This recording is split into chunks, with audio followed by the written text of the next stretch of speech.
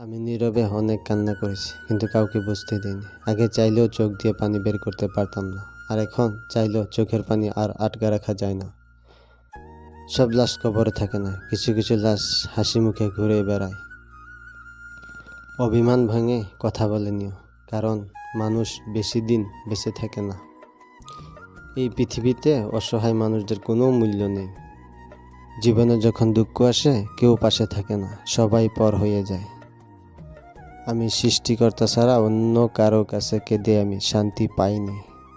হারিয়ে গেছি আমি অবহেলার শহরে, খুঁজিনিও আবার প্রয়োজন হলে। অল্প বয়সে খুবই ক্লান্ত আমি।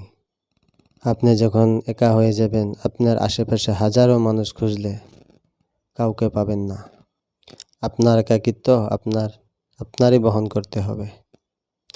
আর এই সময়টুকু আপনি যা শিখবেন, পৃথিবীর আর কোথাও আপনি শিখতে পারবেন না। একটা কথা জানেন তো, ভুল মানুষকে ভুলে যাওয়াই ভালো। টাইম পাস করার আগে একটু ভেবে নিও, তোমার কিছুদিনের ভালোবাসায় একটা জীবন্ত মানুষকে লাশ বানিয়ে দেয়।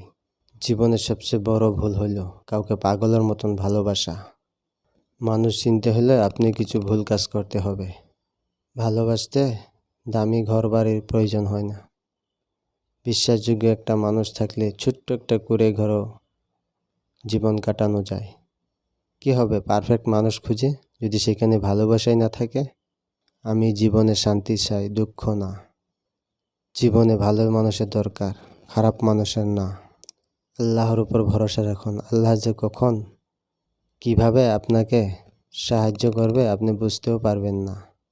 লুকিয়ে লুকিয়ে চোখের পানি ফেলা, কাউকে মিস করা, কারোর মেসেজের অপেক্ষায় বারবার ইনবক্স চেক করা, সত্যি কতটা যন্ত্রণাদায়ক অনুভূতি। কষ্ট যখন সীমা ছাড়াইয়া যায়, মানুষ তখন পাথর হয়ে যায়।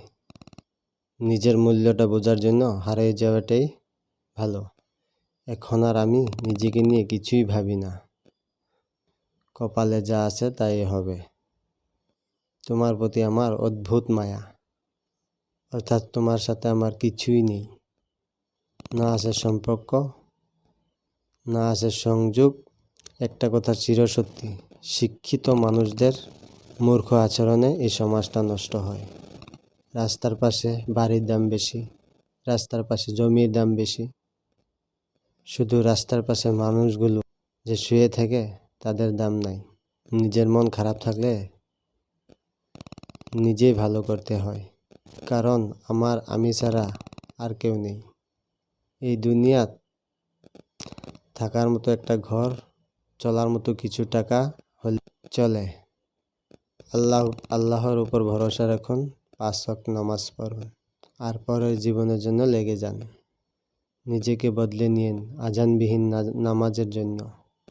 কি আজব, তাই না? যার যাকে পাওয়ার তীব্র ইচ্ছা থাকে তাকে হারিয়ে ফেলে। সাইকেল কিনে না দেওয়াতে বাবাকে ছুরির আঘাত।